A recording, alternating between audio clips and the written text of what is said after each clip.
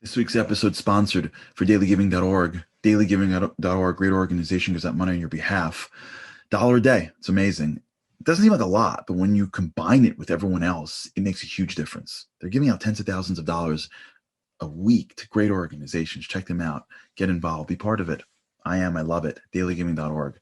This week's Torah portion, we say goodbye to Abraham. I don't know. I miss him. Like I just met him. I just re-met him 2 weeks ago, right? And like, if you're going through the Torah portions, like I got to live with Abraham and now he passes away. So it's bittersweet. Our first forefather passes away in this week's Torah portion. And if you look closely at the way the words are written, it seems subtle, but everything in the Torah is filled with meaning. It says that he passes away, which would be normal, right? Vayamos means he died. But it says Zakain, old, Visavea, and satisfied. That's weird to say.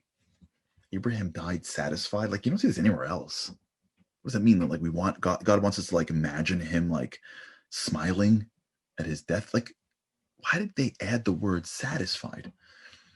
If you look at Abraham's life, it didn't seem very satisfying. I mean, like his life was very challenging. It wasn't like he like found God as a kid and God like handed him like tons and tons of cash in a trust fund and he spent the rest of his life, sitting around like with a cup of coffee and studying Torah all day. Like he had a very difficult life.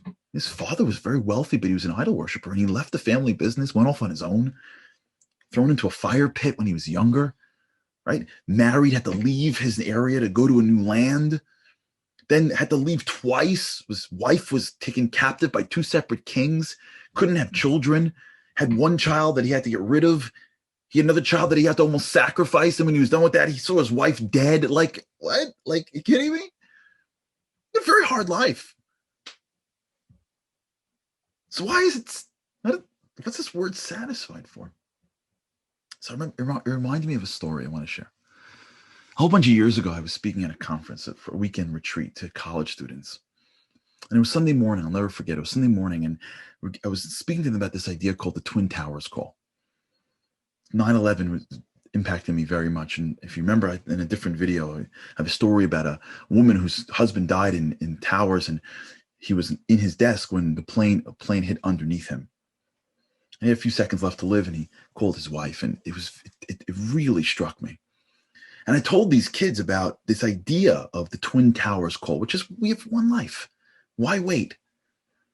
Why? I know you're young, but like if you have one call can change your relationship with somebody, like what are you waiting for? A 9/11? Make a call. Do something hard. Build a relationship. And they all went out and they all made phone calls. It was awesome. They all came back and I wanted to impress on the kids who didn't that like, look, let's go. Look at the impact you can have on somebody. So I asked somebody who wants to participate, and a girl raised her hand. She goes, I do. I go, okay, well, who'd you call? She goes, I called my dad. I'm thinking like this, this girl and her dad, like it's probably a gush fest. What did he say? She says, he hung up on me. I'm like, what? Because I said, Daddy, I'm so sorry. I love you. Me and my father, she said, have a very difficult relationship and we fight like crazy. And I want to make a difference. So I called my dad. I said, Daddy, I'm sorry. I love you. And he hung up the phone. And I'm thinking like, holy cow. I'm like, is there a hole I can climb into? Like this is ridiculous. I was like stunned. And God, because he is so good to me, like sticks an idea into my head that I never would have thought of myself, but for the advice of my Father in heaven. And I just out of nowhere said, well, how do you feel? Which makes no sense, right? How do you feel?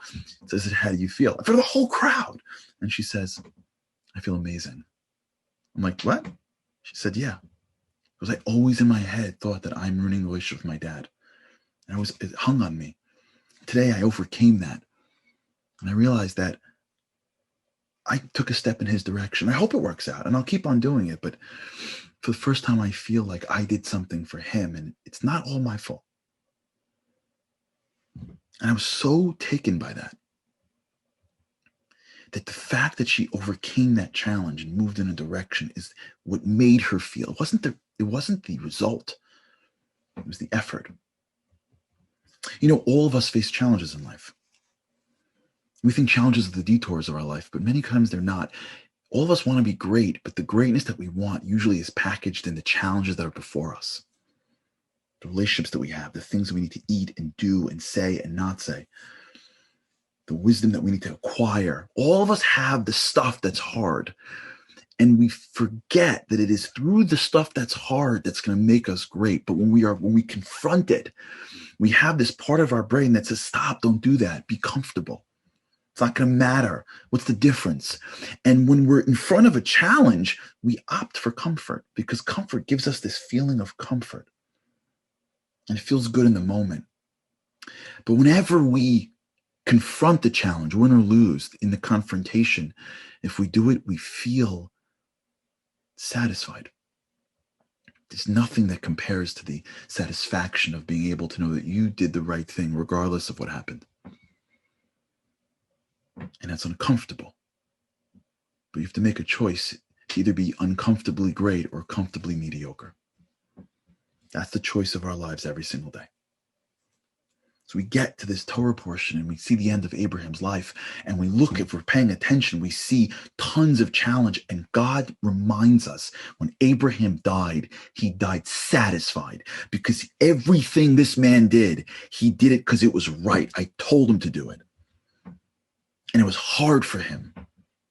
But he got to the end of his life and said, I lived a great life.